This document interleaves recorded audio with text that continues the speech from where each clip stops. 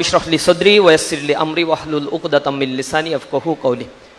সমৃদ্ধ বাংলাদেশ গড়ার লক্ষ্যে সৎ, দক্ষ, দেশপ্রেমিক নাগরিক তৈরির অঙ্গীকারবদ্ধ নিরন্তর ছুটে চলা প্রিয় কাফেলা বাংলাদেশ ইসলামী ছাত্র শিবির ঢাকা বিশ্ববিদ্যালয় শাখার উদ্যোগে আয়োজিত বিশ্ববিদ্যালয়ের প্রথম বর্ষে আগত নবীন ছাত্র ছাত্রী বন্ধুদের নিয়ে আজকের এই নবীন বরণ প্রোগ্রামের উপস্থিত সম্মানিত অতিথিবৃন্দ, প্রিয় সাংবাদিক বন্ধুগণ, প্রিয় শিক্ষার্থী বন্ধুরা, আসসালামু আলাইকুম ওয়া রাহমাতুল্লাহি ওয়া বারাকাতুহু।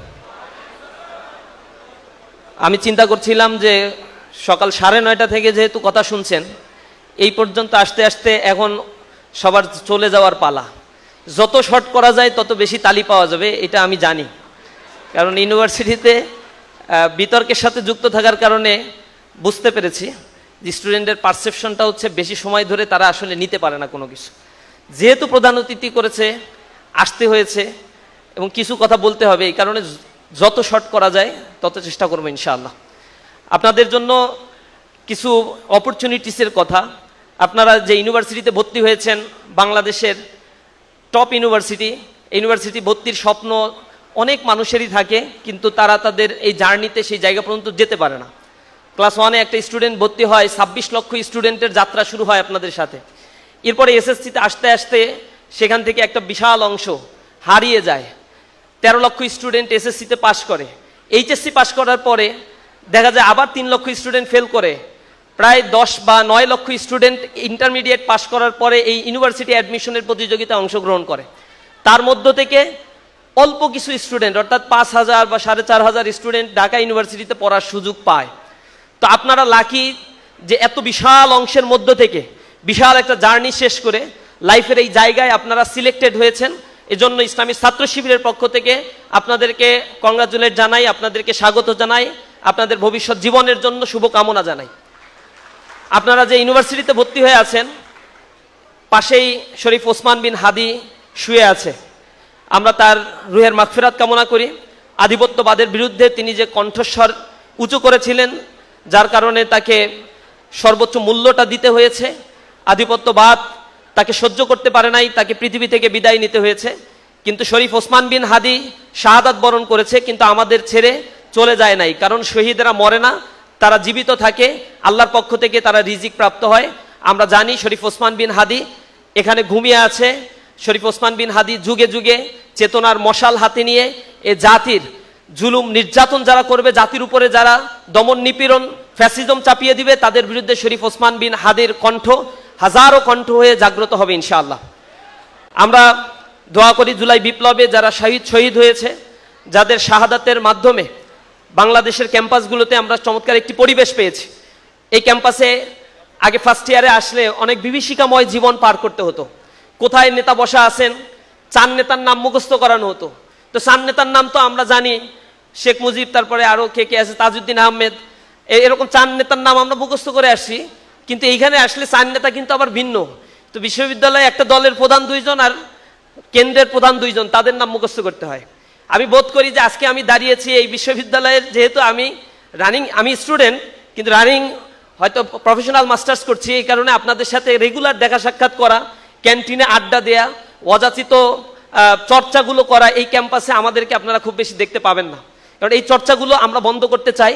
ইউনিভার্সিটিগুলো রেগুলার স্টুডেন্টদের জায়গা হোক, এখানে কোনো আদু ভাইয়ের জায়গা না হোক, এটা আমাদের স্বপ্ন। এই স্বপ্ন নিয়েই আমরা লড়ে যাচ্ছি। এই স্বপ্ন নিয়েই ডাকসুতে ছাত্রদের কাছে আমাদের কমিটমেন্ট ছিল। শিক্ষার্থীরা সেই কমিটমেন্টের জায়গা থেকে আমাদের উপরে আস্থা রেখেছে এবং আমরা সেই কমিটমেন্ট বাস্তবায়নের ক্ষেত্রে বদ্ধপরিকর, আমরা ভূমিকা পালন করে যাচ্ছি। আজকে যারা এখানে আপনারা এসেছেন, অনেক স্বপ্ন নিয়ে এসেছেন। একটি গোলাপ হাতে ধরিয়ে দিয়ে, মিষ্টি কথার সম্ভাষণ জানিয়ে আপনাদেরকে আমরা বরণ করে নেয়ার জন্য আজকের এই প্রোগ্রাম করেছি কিনা তা আপনারা ইতিমধ্যে বুঝতে পেরেছেন। স্বপ্ন চোখে রঙিন রঙিন নিয়ে আপনারা এখানে এসেছেন, যা দেখবেন তাই ভালো লাগবে। কিন্তু এই সময়টা, এই 4টি বছর বা 5টি বছর আপনার লাইফ পরিবর্তন করে দেওয়ার জন্য একটা অনুঘটকও হতে পারে। আবার এই সময়টা আপনাকে আপনার লাইফটাকে ডিজাস্টার করে দেওয়ার জন্য হতে পারে। সুতরাং কোন রাস্তা আপনি বেছে নেবেন, আপনাকে সেটা বাছাই করে নিতে হবে। আমি ইসলামী ছাত্র শিবিরের পক্ষ থেকে একজন অ্যাম্বাসেডর হয়ে আপনাদের কাছে ছাত্র শিবিরের গুণকীর্তন করার জন্য এখানে দাঁড়াই নাই। আমার কি দোষ, আমার কি গুণ, সেগুলো বর্ণনা করার জন্য আমি এখানে আসি নাই। আমাদের আয়োজনগুলো এই নবীন বরণ আয়োজন, এ প্লাস সংবর্ধনা, career counselling programme, career guideline programme, exhibition programme, talent hunt programme, আমাদের যত ক্রিয়েটিভ প্রোগ্রাম, সায়েন্স ফেস্ট আছে, এন্টারপ্রেনিয়ারশিপ ডেভেলপমেন্ট প্রোগ্রাম আছে, যত প্রোগ্রামগুলোই ইসলামী ছাত্র শিবির আয়োজন করে না কেন, এগুলো শুধুমাত্র করে এই রাষ্ট্রের জন্য, এই বাংলাদেশকে বিনির্মাণ করার জন্য। এ কারণে ইসলামী ছাত্র শিবির তার ভিশনের মধ্যে তারা লিখেছে, সমৃদ্ধ বাংলাদেশ গড়ার লক্ষ্যে সৎ, দক্ষ, দেশপ্রেমিক নাগরিক তৈরির অঙ্গীকার। এটা হচ্ছে আমাদের ভিশন।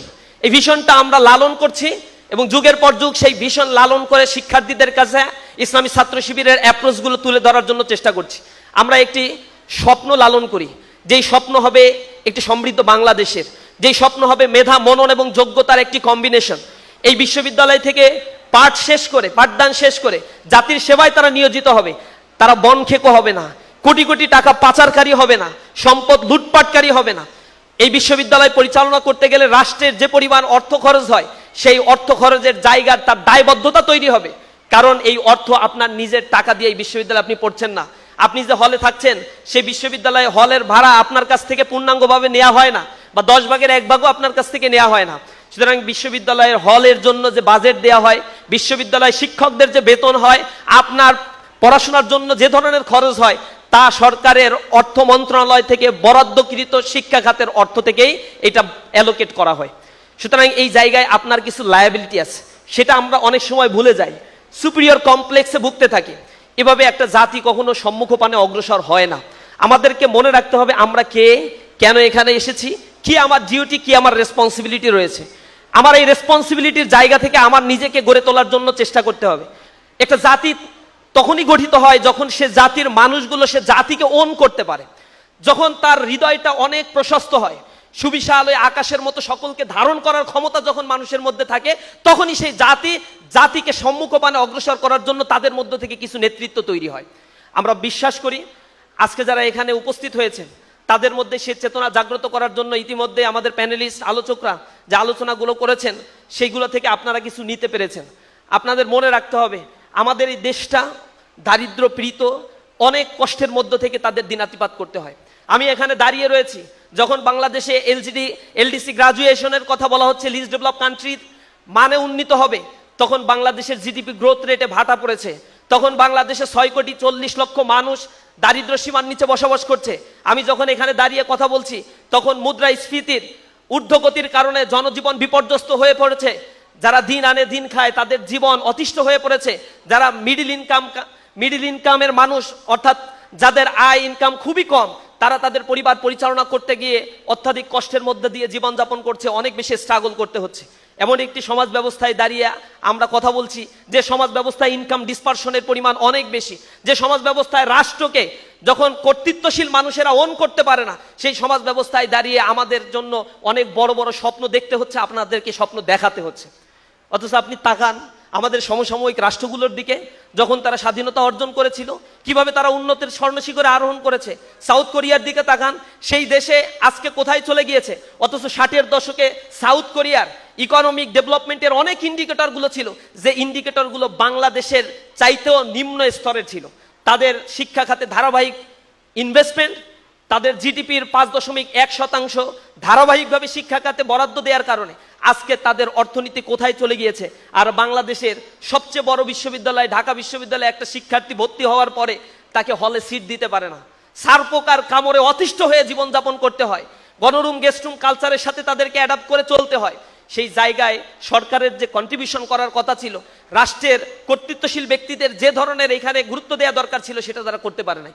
দেশত্বপ্রেম আমাদের শিক্ষা প্রতিষ্ঠানগুলো থেকে শিক্ষকরা যেভাবে জাগ্রত করার কথা ছিল, সেটা পারে নাই, কারণ দে আর করাপ্টেড। অধিকাংশ শিক্ষকদের মধ্যে যারা কর্তৃত্বশীল প্রশাসনিক কাঠামোতেও এঙ্গেজ হয়ে থাকে, ইউজিসিতে যারা দায়িত্ব পালন করছে, তারা শিক্ষা খাতের বরাদ্দের অধিকাংশই নিজস্ব ব্যক্তি চরিতার্থ করার জন্য তারা এটা ব্যয় করে থাকে। কিন্তু চায়নায় একটা ঘটনা আপনারা জানেন, আফিম ওয়ার হয়েছিল। আফিম যুদ্ধ কেন হয়েছিল?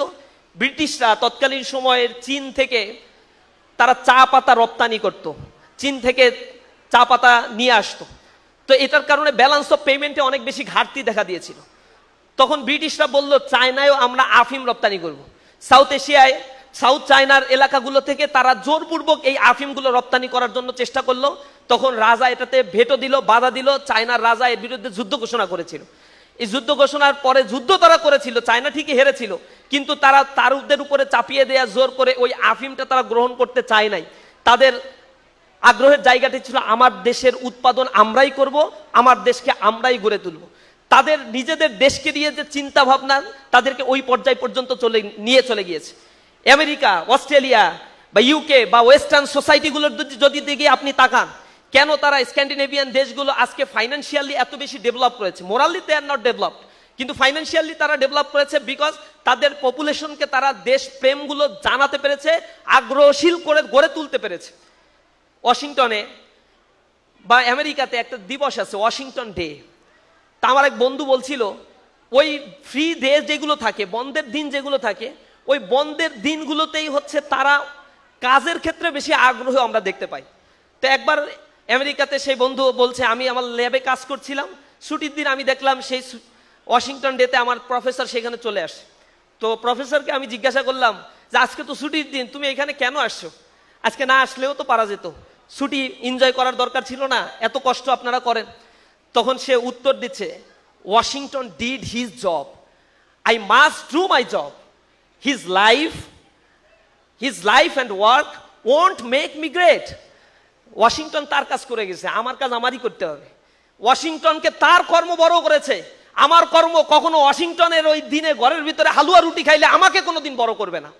সুতরাং নিজেকে যদি বড় করে গড়ে তুলতে হয়, নিজের কর্মগুলোকে শানিত করে এই পৃথিবীতে অল্প সময় আমরা বেঁচে থাকি, সেই অল্প সময়ের মধ্যে নিজের সারাউন্ডিং গুলোকে গড়ে তোলার জন্য প্রতিজ্ঞাবদ্ধ হওয়া দরকার।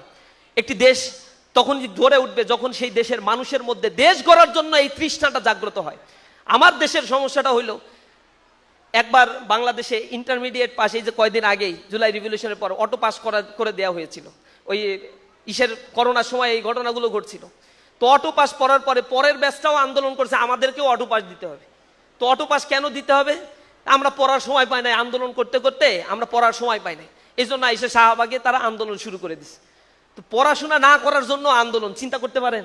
তা আমি তাদেরকে কাউকে ডেকে জিজ্ঞাসা করছি, তুমি যখন ইউনিভার্সিটিতে পড়বা, তখন যখন তোমাকে বলবে ইন্টারমিডিয়েটের রেজাল্টটা এখানে ইনপুট করো, কিভাবে করবা? তুমি যখন হায়ার স্টাডি করতে যাবা, ইন্টারমিডিয়েটের রেজাল্ট যখন চাইবে, তখন তুমি কি করবা? তুমি যখন চাকরি করতে যাইবা, তখন তোমার ইন্টারমিডিয়েটের রেজাল্ট তোমাকে চাইবে, তখন তুমি কি করবা? তুমি যে ফেল করবা এই ভয়ে তুমি পরীক্ষাটা দিবা না, পিছিয়ে দিতে চাও। এইভাবে যদি সব ছাত্ররা আন্দোলন করতে থাকে, তো জীবনটা তো স্বর্গ সুখ হয়ে যায়, কিন্তু লাইফে তো বেকারত্বের পরিমাণ অনেক বেড়ে যাবে।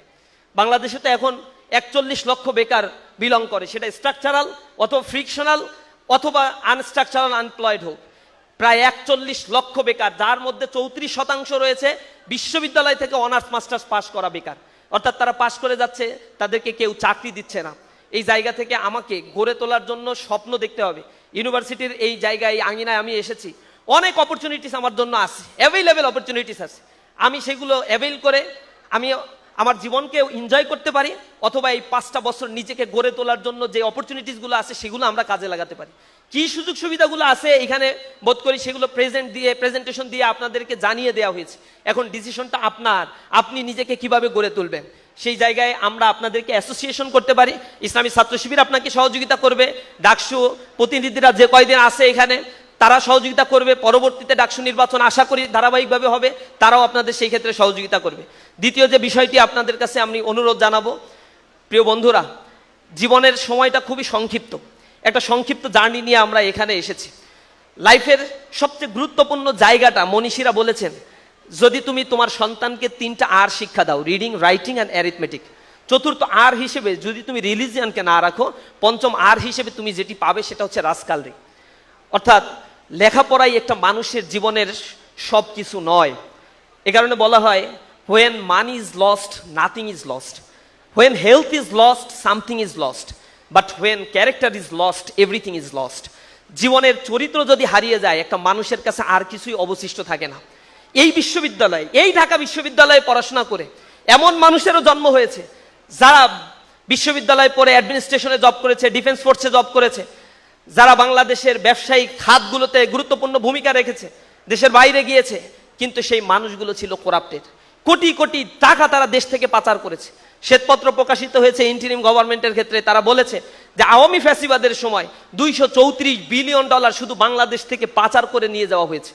এই পাচারের অর্থগুলো হিসেব করে দেখা যায় বাংলাদেশের যে ডেভেলপমেন্ট বাজেট হয়, যেটা অ্যানুয়াল ডেভেলপমেন্ট বাজেট যেটা করা হয়, সেই ডেভেলপমেন্ট বাজেটের 7 বছরের বাজেট কম্পাইল করলে যা হয় তা শুধু দেশ থেকে পাচার করে নিয়ে যাওয়া হয়েছে। ডেভেলপমেন্ট বাজেটের নামে এই দেশে যা বরাদ্দ দেওয়া হয় তা উপর থেকে নিচ পর্যন্ত যেতে যেতে সকল টাকাগুলোই লোপাট হয়ে যায়। 10% টাকাও এখানে ইনভেস্টমেন্ট করা হয় না, যার ফলে একটা রাস্তা নির্মাণ করা হয়, তার টেম্পার 3 বছর 4 বছর পরে আবার শেষ হয়ে যায়, আবার সেখানে বাজেট দেওয়া হয়। অথচ এশিয়া মহাদেশের মধ্যে অন্য অন্য দেশগুলোর কম্প্যারিজন করে দেখা গিয়েছে বাংলাদেশেই লোকাল গভর্নমেন্টের রাস্তাঘাট নির্মাণের জন্য সবচেয়ে বেশি বাজেট এখানে অ্যালোকেট করা হয়। আসলে এই টাকাগুলো কে খাচ্ছে? এই টাকাগুলো কার পকেটে যাচ্ছে? এগুলো কোনো অশিক্ষিত রিক্সা চালক অথবা কোনো দিনমজুর, কুলি মজুর এগুলো গ্রহণ করছে না।